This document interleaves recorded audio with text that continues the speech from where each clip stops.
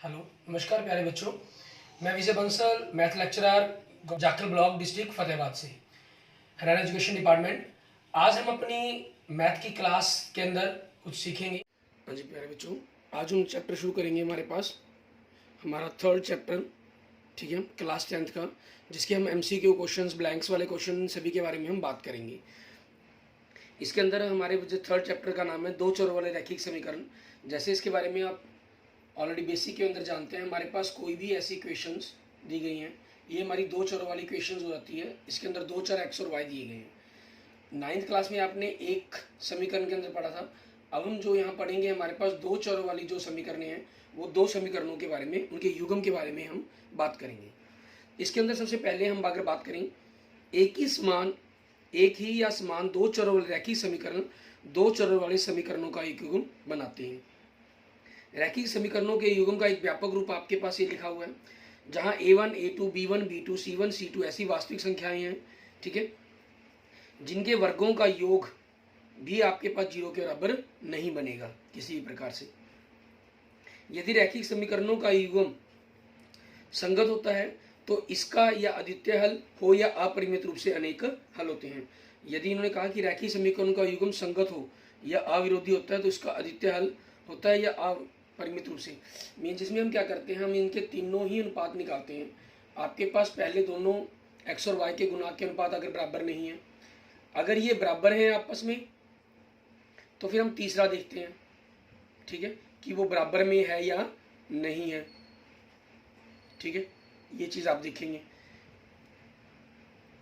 तो आपके पास क्या रहता है, अगर ये कंडीशन बने आपके पास, तो ये होते हैं आपके पास अद्वितीय, मीन्स यूनिक हल होंगे आपके पास, या एक हल क्या लेते हैं हम इसको, ठीक है। और आपके पास अगर तीनों बराबर हों तो इसे हम अविरोधी बोलते हैं, मतलब या क्या लेते हैं इसे, अनेक हल, ठीक है। और आपके पास अपरिमित रूप से अनेक हलों की स्थिति में रैखिक समीकरणों का युग्म आश्रित कहलाता है, मीन्स अविरोधी के साथ साथ हम इसको, आपके पास हम ये कह लेते हैं कि आश्रित मीन्स एक का मान दूसरे पर डिपेंड करता है आपके पास, ठीक है। अविरोधी शब्द का कम यूज किया जाता है, आपके जो मेनली शब्द का यूज किया जाएगा, ठीक है, वो हमारे पास क्या होगा, आपका आश्रित शब्द रहेगा, ठीक है, जिसके बारे में हम ज्यादातर बात करेंगे। और इनमें हम जो ये हमारे पास दोनों ही कंडीशन बनती हैं, इनके लिए हम संगत हल बोलते हैं इनको, ठीक है। आपके पास अद्वितीय हल मतलब एक हल हो या अनेक हल हो, मीन्स हल है तो इसलिए इसको संगत कहा गया है। रैखिक समीकरणों का अगर एक युग्म असंगत या विरोधी होता है, ठीक है, क्योंकि असंगत शब्द को, जो संगत है उसका दूसरा अर्थ है मतलब अविरोधी, मीन्स विरोध ना करना, और असंगत मतलब विरोधी होना, मतलब, ठीक है, वो चीजें आपके पास कहलाती हैं। तो इसका कोई हल नहीं होता, ये कंडीशन बनती है, कोई हल नहीं, ठीक है। मान लीजिए आपके पास ये दो समीकरणें दी गई हैं, जैसे पहली कंडीशन मैंने लिखी है आपके पास, ठीक है, तो रैखिक समीकरणों का युग्म संगत है आपके पास, और युग्म का आलेख एक अद्वितीय बिंदु है, प्रतिषेध करने वाली रेखाओं का युग्म बनता है, मीन्स प्रतिषेध करती हुई रेखाएं बनती हैं आपके पास। इस कंडीशन के अंदर अगर आपके पास कोई हल नहीं है तो इसको हम असंगत हल भी कह लेते हैं, ठीक है। और ग्राफ आपके पास दो समानांतर रेखाएं बनती हैं, और अगर तीनों बराबर हों तो आपके पास ये संगत या आश्रित हल भी कहलाता है ये, ठीक है। और अनेक हल होते हैं, और ग्राफ एक संपाती रेखा बनती है, मीन्स दोनों ही रेखाओं के लिए, दोनों ही समीकरणों के लिए एक ही रेखा ग्राफ के रूप में बनती है हमारी, ठीक है। रैखिक समीकरण के युग्म को विजय रूप से निम्नलिखित विधियों में से किसी भी एक विधि से हल किया जा सकता है, प्रतिस्थापन विधि, विलोपन विधि, ब्रजगुणन विधि। इनके बारे में आप ऑलरेडी थर्ड चैप्टर के बारे में सीख चुके हैं। रैखिक समीकरणों के युग्म को ज्यामितीय आलेखीय विधि द्वारा भी हल किया जा सकता है, मीन्स ग्राफ के द्वारा भी हल किया जा सकता है, जिसके बारे में आप काफी ज्यादा बेसिक पीछे स्टडी कर चुके हैं। अब इसके बाद हम कुछ बहुविकल्पीय प्रश्न देखते हैं हमारे पास। जैसे पहला ही प्रश्न देखिए, एग्जाम्पल नंबर 1 हमें जो दिया गया है, इसके अंदर हमें क्या कह रहा है, कहना समीकरण 5x minus 15y 5x minus 15y बराबर में 8, और दूसरी समीकरण दे रहा है 3x माइनस 9y बराबर में 24/5। इस 5 को अगर हम इस तरह गुना करते हैं तो 15, 9 पंजे 45 बन जाएगा ये, ठीक है। आपके पास कहना इनका युग्म क्या होगा, हमें उसके बारे में बताना है। इसके अंदर आप देखें, अगर आप a1 बटा a2 करते हैं, मीन्स 5/15 कटकर 1/3 आ जाएगा आपके पास, अगर हम -15 बटा -45 करते हैं, ये भी कटकर 1/3 आ जाएगा। 8/24 करते हैं, 8 3 24, 1/3, ये भी 1/3 आ गया। मीन्स तीनों ही अनुपात आपके पास बराबर हो गए, और तीनों ही अनुपात बराबर होने का मतलब आपके पास क्या हुआ कि अपरिमित रूप से अनेक हल है। मीन्स ऑप्शन सी बन जाएगा। नेक्स्ट देखेंगे एग्जाम्पल नंबर 2। इसमें हमें क्या कह रहे हैं, कह रहे हैं 2 अंकों की एक संख्या का योग 9 है, ठीक है। यदि इसमें स्थाई जोड़ें तो इस संख्या के अंक पड़ जाते हैं, तो वह संख्या बताएं। इनमें सबसे बढ़िया इजी रहता है कि आप हमेशा दिए गए ऑप्शनों के अकॉर्डिंग ही क्वेश्चन को हल करने की कोशिश करें।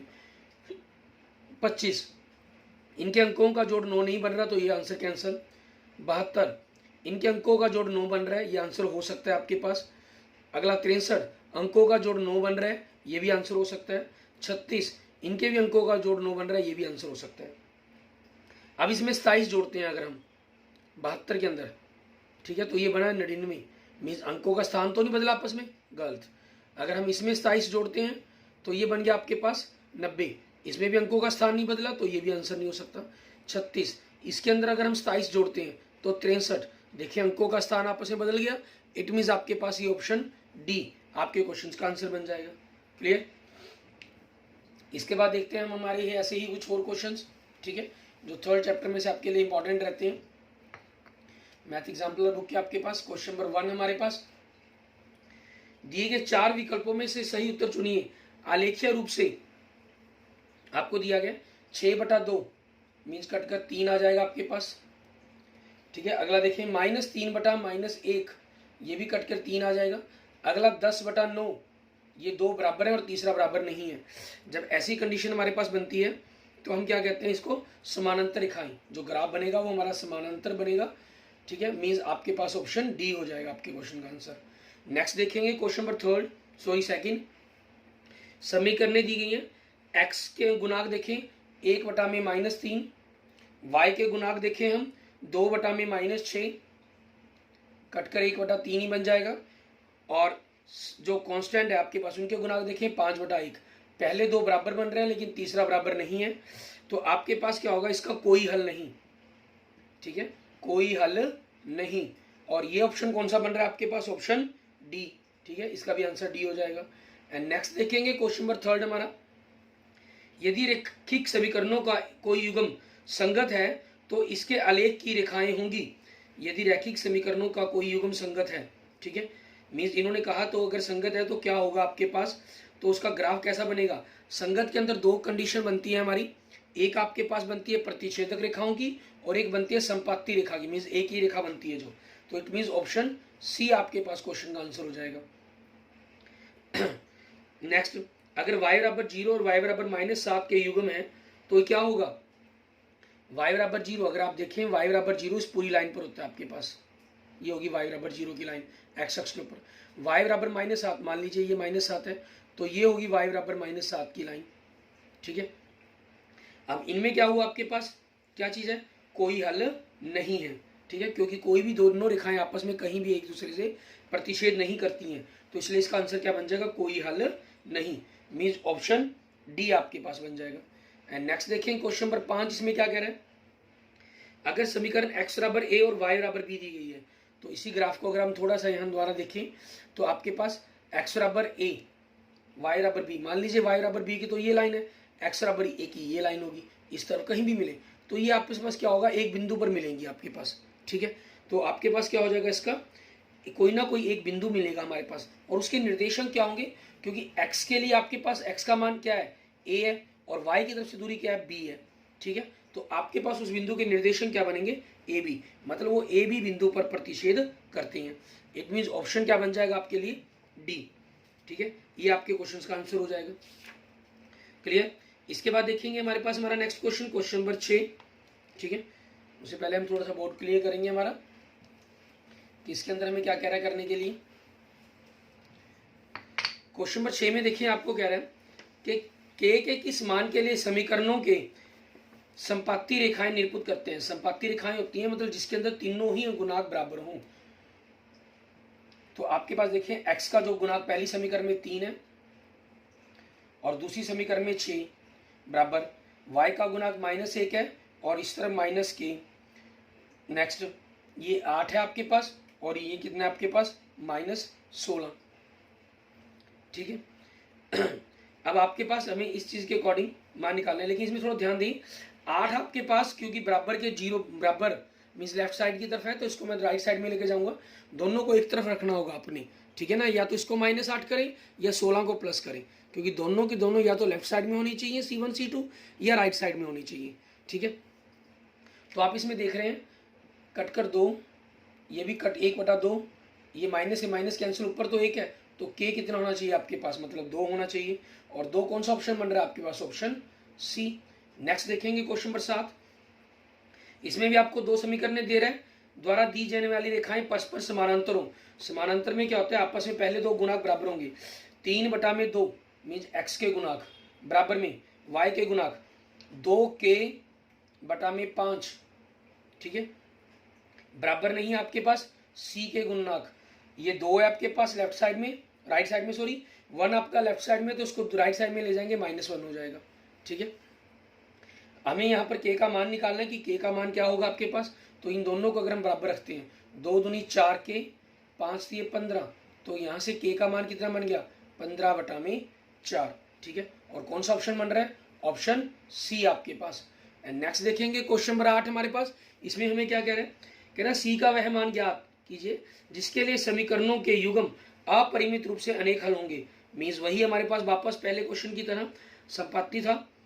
ठीक है, यहाँ अपरिमित रूप से अनेक हल कह दिया, वही चीजें, x के गुणांक c/6 बराबर में y के गुणांक -1/-2, और आपके पास c के गुणांक 2/3, दोनों ही बराबर की दूसरी तरफ राइट साइड में, इसलिए कोई इशू नहीं है हमारे लिए, 2/3। अब आपके पास इसमें देखें, इसमें आपके पास 2/3 कह रहे हैं, ठीक है, और ये 1/2 है। ये तो किसी भी तरीके से बराबर नहीं हुए आपके पास। अगर हम इन मानों को देखें, इट मीन्स आपके पास सी का मान किस प्रकार से आना चाहिए वो ध्यान देना होगा हमें। अब अगर आप देखें सी का ऐसा कोई भी मान जो इसके भी बराबर हो और इस चीज के बराबर, तो ऐसा संभव ही नहीं है। मतलब इस समीकरण का आपके पास अगर हम कहें अपरिमित रूप से अनेक हल संभव ही नहीं है आपके पास, तो ऐसा कोई मान हो ही नहीं सकता। मीन्स ऑप्शन डी बन जाएगा आपके लिए आपके क्वेश्चन का आंसर। ठीक है, नेक्स्ट, आश्रित रैखिक समीकरणों के युग्म का एक समीकरण दिया गया आपको, -5x + 7y, ठीक है, बराबर में 2। दूसरा समीकरण बताना है।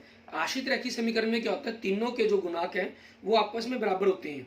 ठीक है, उनकी जो रेशियो आपको देखें सभी में 10 दिया गया, तो 5 दूनी 10x, 10 दूनी 14y और 2 दूनी 4, आपके पास ये होना चाहिए। ठीक है, या तो निशान देखें -10x वाले देखें, अगर पहले हम बी ऑप्शन -10x + 14y होना चाहिए, नहीं है, बी ऑप्शन कैंसल।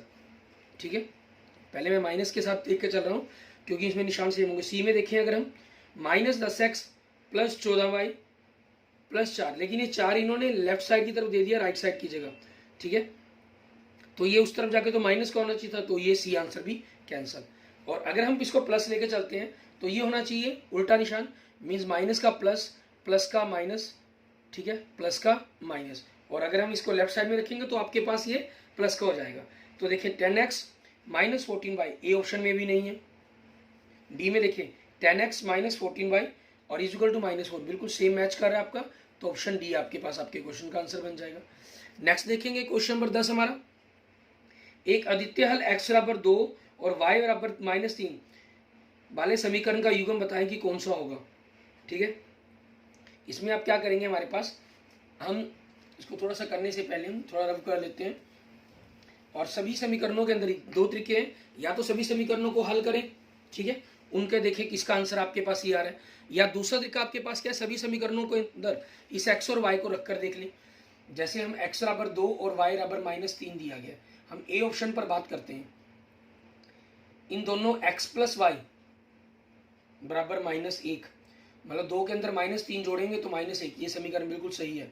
दूसरा 2x - 3y = -5, इसका डबल 4 और इसका डबल 3 3 9, माइनस प्लस हो गया तो ये 13, ये तो -5 के बराबर नहीं आया, कैंसल। मीन्स दोनों समीकरण संतुष्ट होनी चाहिए। दूसरी समीकरण 2x + 5y = -11, 2 दूनी 4, 5 3 -15 बराबर -11 आ गया, दोनों सेम हो सकता है आंसर।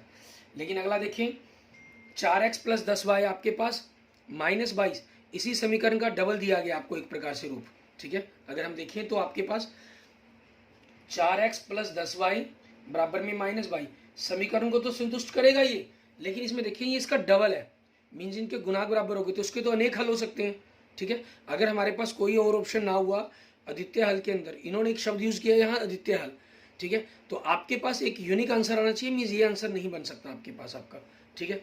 नेक्स्ट देखते हैं सी ऑप्शन के अंदर 2x मीन्स इसका double 4 minus y, minus minus plus हो जाएगा 7 आ गया, लेकिन इन्होंने दिया -1, तो ये आंसर नहीं हो सकता, पहली समीकरण का नहीं है, तो इसको चेक करने की जरूरत नहीं है। ऑब्वियसली आपका आंसर जो बनेगा वो डी ऑप्शन पर बनेगा, लेकिन फिर भी अगर हम इसको चेक करते हैं तो देखिए x आपके पास 2 है, -4y, माइनस माइनस प्लस हो जाएगा, 4 3 12 -14 बराबर में 0, ये आपके पास समीकरण होगी।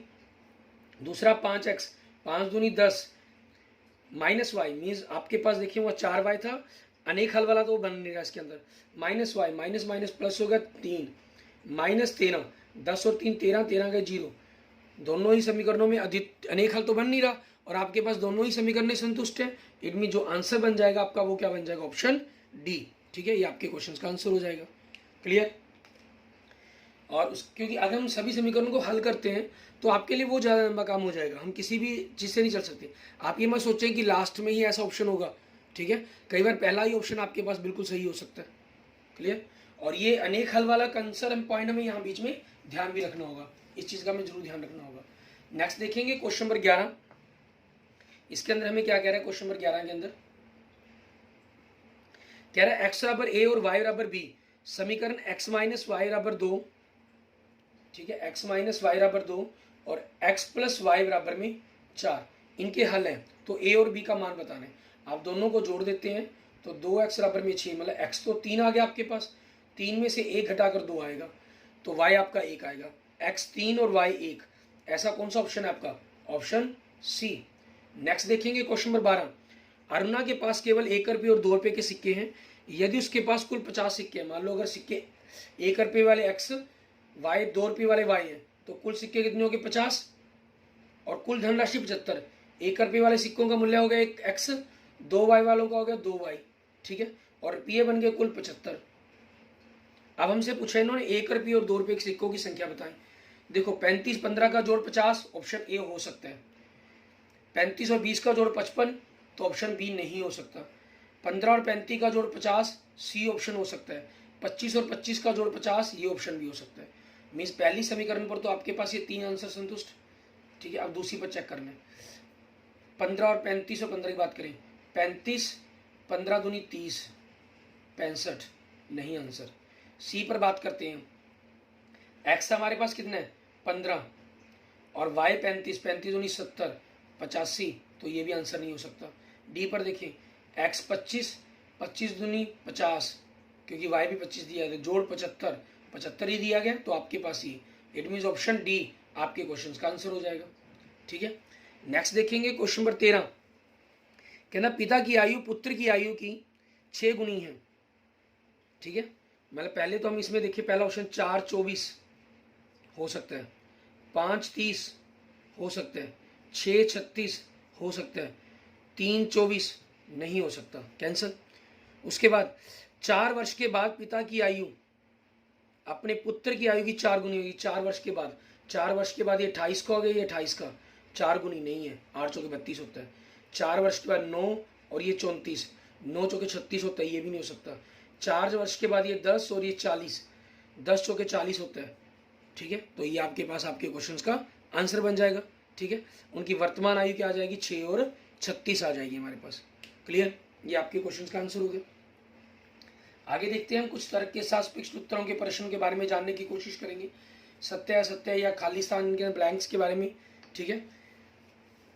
इसके पहले प्रतिदर्श प्रश्न में हमें क्या कह रहा है, कहना क्या यह कहना सत्य है कि समीकरण जो दी गई है कि युग्म का अद्वितीय हल होगा, अपने उत्तर का औचित्य भी दीजिए। आपने a1 बटा a2 किया तो -1 बटा दूसरी तरफ 1/2x के साथ, तो वो पलट जाएगा, और दूसरा y के साथ देखिए 2, और y के साथ दूसरी समीकरण में क्या है -1/4 -1/4, 4 पलट के ऊपर चला गया आपके पास, ठीक है। तो यहाँ आप देख रहे हैं कि ये -2 बन रहा है, ये -8 बन रहा है, ये आपस में बराबर नहीं है, तो अद्वितीय हल होंगे। मीन्स आपका जो कहना वो उचित है, सत्य है मतलब। नेक्स्ट एग्जाम्पल नंबर 2, क्या समीकरणों 4x + 3y - 1 = 5, दूसरी 12x + 9y = 15 संपाती रेखाओं का युग्म निरूपित करती हैं। आप देखें x के गुणांक 4/12 कटकर कितना आ गया 1/3, y के गुणांक 3/9 कटकर कितना आ गया 1/3, और c के गुणांक यहाँ पहली समीकरण में देखें 4x - +3y -1 दिया गया, तो एक दूसरे जगह प्लस का होगा, यहाँ उलझाने के लिए आपको एक आगे दे दिया, ठीक है, उसमें उलझना नहीं हमें। +5 + 1 = 6 आपके पास, तो आपके पास क्या हो जाएगा यहाँ से 6/15, 3 से कट के 2/5, ठीक है।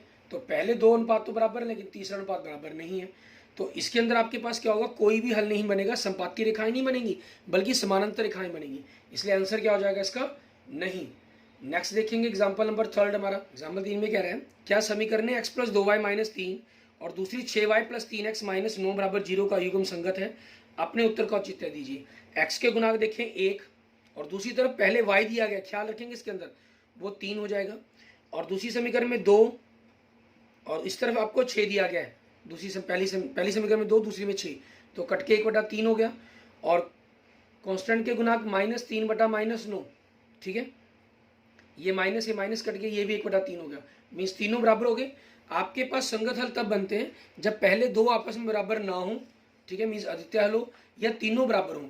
यहाँ पर तीनों के तीनों बराबर हैं, तो संगत आंसर बनेगा इसका, तो आंसर क्या हो जाएगा इसका, हाँ हो जाएगा, ठीक है। इसके बाद देखेंगे हमारे पास नेक्स्ट आगे, ठीक है, हमें किस प्रकार से ऐसे क्वेश्चंस को करना होगा वो देखेंगे।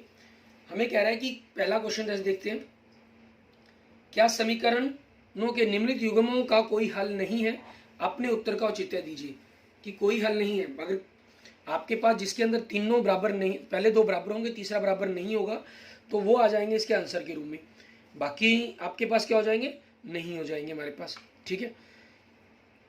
तो इसी चीज़ के अंदर चलते हुए हमारे पास देखते हैं कि क्या रहेगा आपके पास इस क्वेश्चन का आंसर। हमारे पास पहला भाग देखेंगे इसका, x के गुणांक देखें 2/12, नहीं सॉरी 2/6, क्योंकि x पीछे दिया गया, y के लिए 4/12, 3 गुना हो गया, और कांस्टेंट के लिए 3/6, 1/2 आ रहा है, तो ये पहले 2 बराबर है लेकिन तीसरा बराबर नहीं है, तो इसलिए आपके पास हाँ, इसके लिए कोई हल नहीं होगा।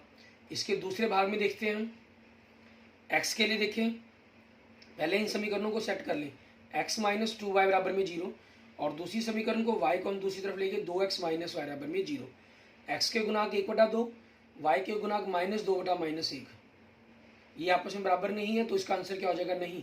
इसके लिए कोई हल नहीं वाला उत्तर गलत हो जाएगा, इसके लिए अद्वितीय हल बनेगा आपका।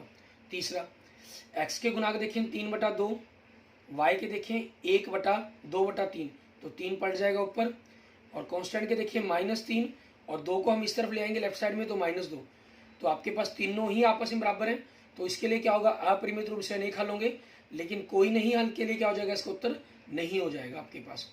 क्लियर।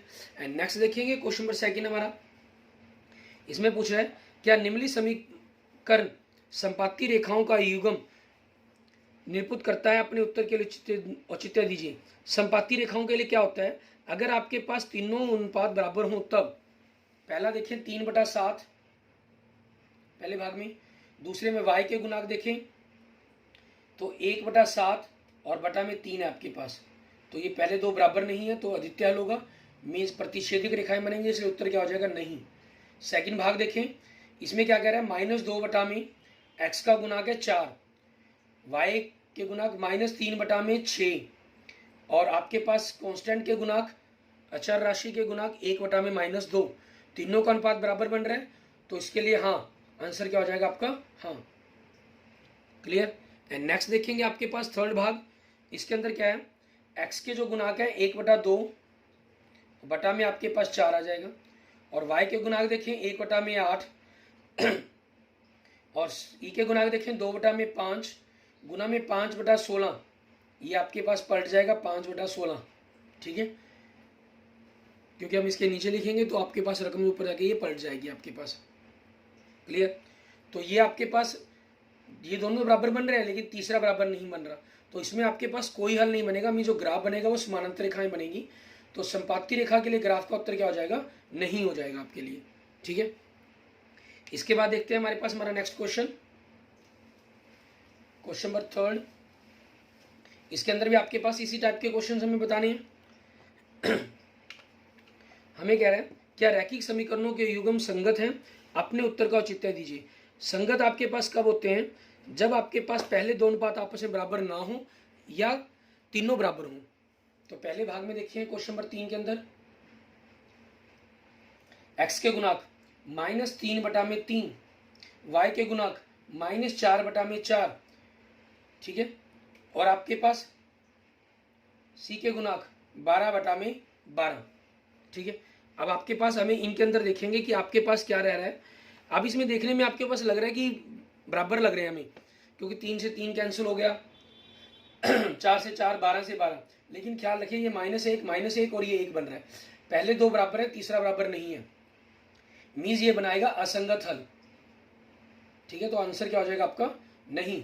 नेक्स्ट सेकंड भाग देखिए, x के गुणांक 3/5 बटा में 1/5 पलट जाएगा 5/1, 5 से 5 कट गया। y के गुणांक -1 बटा में -3, ठीक है।